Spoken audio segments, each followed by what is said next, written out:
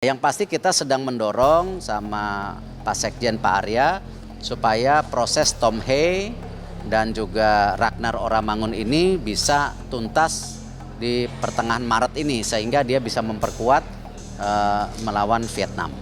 Hari ini ada ya, ada satu calon pemain timnas kita lagi, si Tom Hei. Ada mungkin sore nanti akan datang ke sini untuk mengurus berkas-berkas dulu. Mudah-mudahan dapat lancar. Kalau semua itu bisa diatasi, Boy, kemudian semua berkumpul, saya yakin kita bisa lolos. Nah. Dan ini kan pertaruhan bagi STY. Karena target kesepakatan dengan ketua umum bahwa dia harus bawa tim ini ke babak 8 besar. Ini kita bukan bermaksud membela STY loh, Bung. Ya, Iya kan? iya. Kini adalah target nasional U23. Betul. Iya kan? Siapapun pelatihnya harusnya Karena PSSI yang memberikan ini untuk target ini dan STY menyetujui, kan tentunya dengan konsekuensi bahwa semua pemain juga harus ada yang bagus. Jadi tim itu harus lengkap. Tapi kalau tim itu tidak lengkap, jangan mengharapkan suatu hal yang muluk bahwa ini bisa lolos dari fase grup, datang ke 8 besar. Nggak akan mungkin. STY untuk menyulap tim ini dengan keadaan yang compang-camping, kemudian kita berharap di sana. Jadi kita harus fair juga. Nah, target itu ada dengan syarat, dengan catatan bahwa semua pemain itu berkumpul sesuai dengan keinginan. Seperti ketika mereka melakoni babak kualifikasi di Solo, nah itu dia pemain-pemain itulah yang nantinya akan dibawa oleh STY. Timnas Indonesia. Memang Indonesia bisa mengalahkan Vietnam di Piala Asia lalu kan. Tapi jangan lupa teman-teman, pada saat itu Vietnam juga tidak full tim. Ada beberapa pemain inti mereka yang tidak ikut ke Piala Asia. Artinya untuk 2 pertandingan nanti Indonesia harus full power, harus punya pemain-pemain yang memang bisa bermain dengan energi tinggi dan bisa bermain mengandalkan visi permainan. Beberapa kali sudah saya tegaskan kepada teman-teman bahwa Indonesia akan bisa bermain rapi ketika semakin banyak pemain-pemain yang bermain bagi timnas Indonesia itu mengandalkan visi. Untuk apa mengandalkan visi? Untuk bisa bermain secara taktis, supaya bisa mengikuti rencana permainan dari Shin Tae-yong. Jadi ketika ada pelatih memberikan instruksi kepada para pemain, tentu para pemain harus bisa mencerna instruksi tersebut dan menerapkannya di atas lapangan. Caranya seperti apa? Dengan punya visi untuk bisa menjalankan peran dan juga memahami tanggung jawab mereka di atas lapangan. Artinya, jika Tom Hei nanti dipasang sebagai salah satu gelandang serang, artinya dia harus bisa mendistribusikan bola ke depan, tapi selain itu juga dia harus bisa menutup ruang di lini tengah ketika ada upaya dari para pemain tim lawan yang akan membangun counter attack. Karena Tom Hei ini bukan saja pintar dalam menyerang, tapi juga dia punya kemampuan untuk memfilter serangan dari para pemain tim lawan. Artinya dia memang punya fisik yang kuat. Nah, ini ada pertanyaan nih. Kenapa Bung Towel selalu menganalogikan timnas dengan hal yang tidak sebanding kayak City, Barcelona, pemain kita mediocre, Bung. Anda berharap main possession yang bagaimana gitu? Enggak, bukan harus seperti itu. Oke. Yang sebetulnya saya tagih ucapan Shin Tae-yong. Saat dia bilang kita sudah level Asia, jangan jadikan itu semacam ngeles karena Anda gagal mencapai target.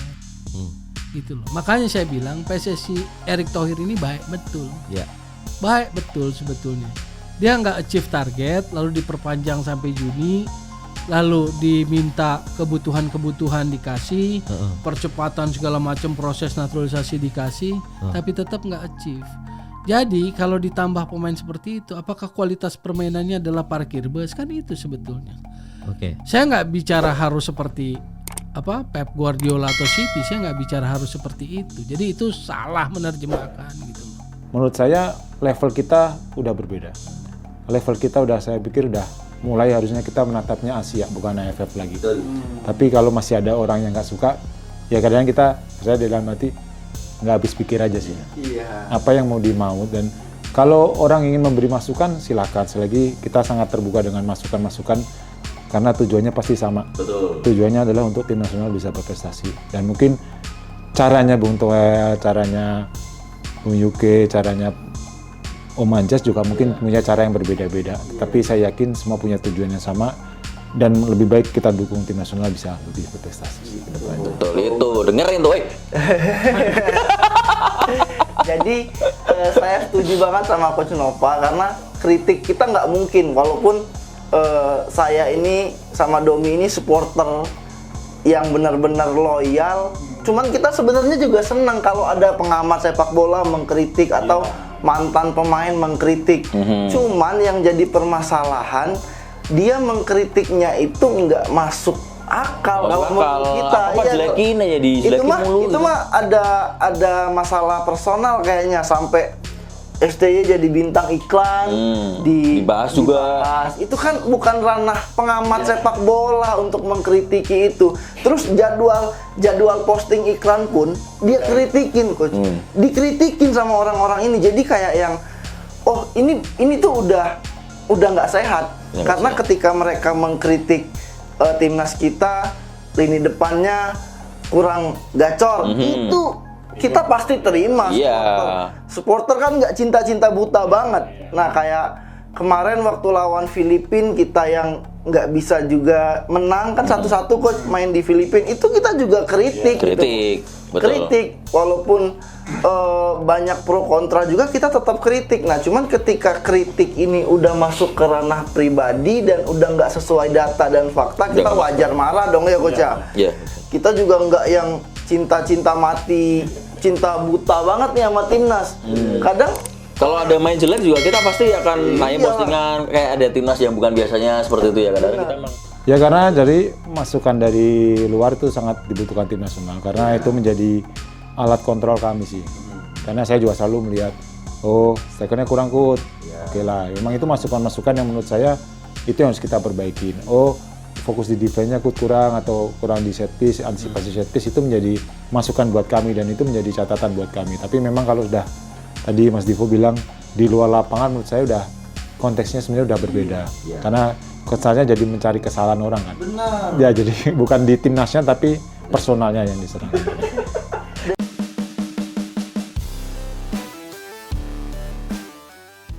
Media Vietnam, Soha.vn, ketakutan melihat Ragnar Oratmangun dan Tom Haye segera memperkuat timnas Indonesia. Soha mengatakan jika dua nama ini memperkuat timnas Indonesia, skuad Garuda bakal menjadi tim terkuat di ASEAN. Sekadar diketahui, proses naturalisasi Ragnar Oratmangun dan Tom Haye tengah berlangsung. Ketua Umum PSSI, Erick Thohir, berharap proses naturalisasi keduanya rampung pertengahan Maret tahun 2024. Dengan begitu, keduanya bisa tampil membela timnas Indonesia melawan Vietnam di kualifikasi Piala Dunia 2026 zona Asia. Laga digelar kandang dan tandang pada 21 dan tanggal 26 Maret tahun 2024.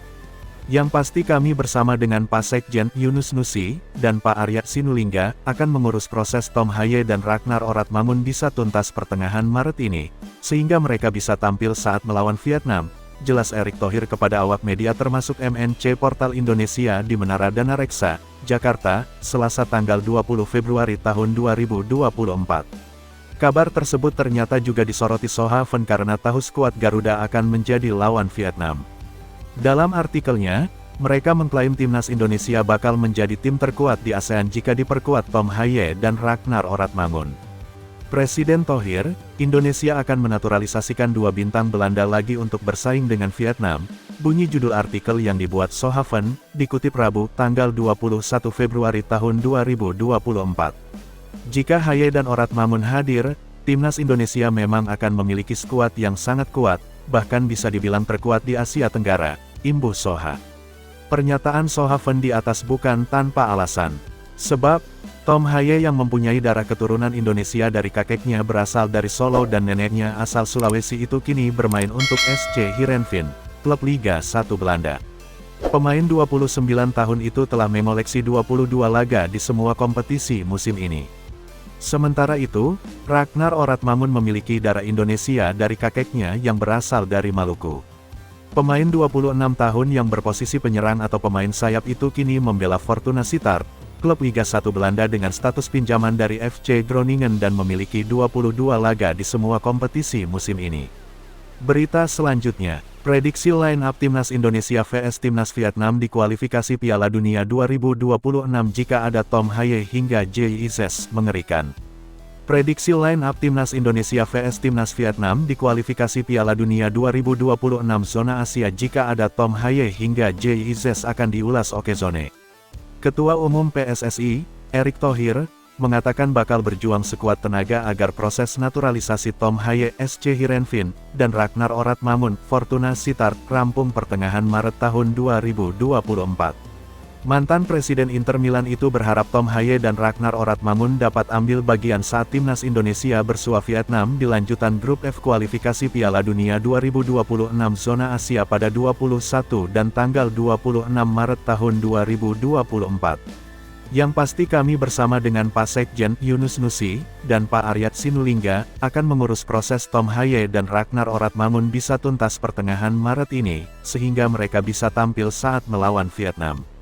Itu dulu yang naturalisasi, kata Erick Thohir kepada awak media termasuk MNC Portal Indonesia di Menara Dana Reksa, Jakarta, Selasa tanggal 20 Februari tahun 2024. Jika Tom Haye dan Ragnar Oratmamun benar bisa bergabung, otomatis timnas Indonesia ketambahan 4 pemain keturunan saat bersua Vietnam. Dua nama lain adalah Jay Izes dan Nathan Chu. Jay Izes mengambil sumpah warga negara Indonesia, WNI, pada tanggal 28 Desember tahun 2023. Proses perpindahan Federasi Bek bertinggi badan 190 cm ini pun sudah rampung. Sementara Nathan Chu tinggal menjalani proses pengambilan sumpah WNI dan perpindahan federasi. Jika medio bulan ini atau awal bulan depan Nathan Chu bisa ke Indonesia untuk mengambil sumpah, ia dapat dipastikan bisa tampil kontra Vietnam asalkan tidak mengalami cedera. Dengan kehadiran nama-nama di atas, khususnya Tom Haye, Ragnar Oratmamun dan Jay Izes, formasi apa yang akan digunakan Shin Tae-yong? Pelatih 53 tahun ini diprediksi masih mengandalkan formasi 3-4-3. Dalam pola ini, posisi penjaga gawang diisi Hernando Ari. Selanjutnya 3 bek sejajar ditempati Jay Izes, Jordi Amat dan Justin Hubner. Asnawi Mangkualam yang bertugas sebagai kapten timnas Indonesia mengawal area wingback kanan. Untuk posisi wingback kiri, kemungkinan ditempati Sain Patinama. Lanjut ke posisi 2 gelandang sentral ada Tom Haye dan Ivar Jenner. Kolaborasi 2 gelandang cerdas itu dibutuhkan untuk menyokong trio lini depan timnas Indonesia yang diisi Ragnar Oratmamun, winger kanan, Marcelino Ferdinand, winger kiri, dan Rafael Struijk penyerang tengah. 3-4-3 Hernando Ari, Jay Izes, Jordi Amat, Justin Hubner, Asnawi Mangkualam, Sain Patinama, Ivar Jenner, Tom Haye, Ragnar Oratmamun, Marcelino Ferdinand, Rafael Struijk.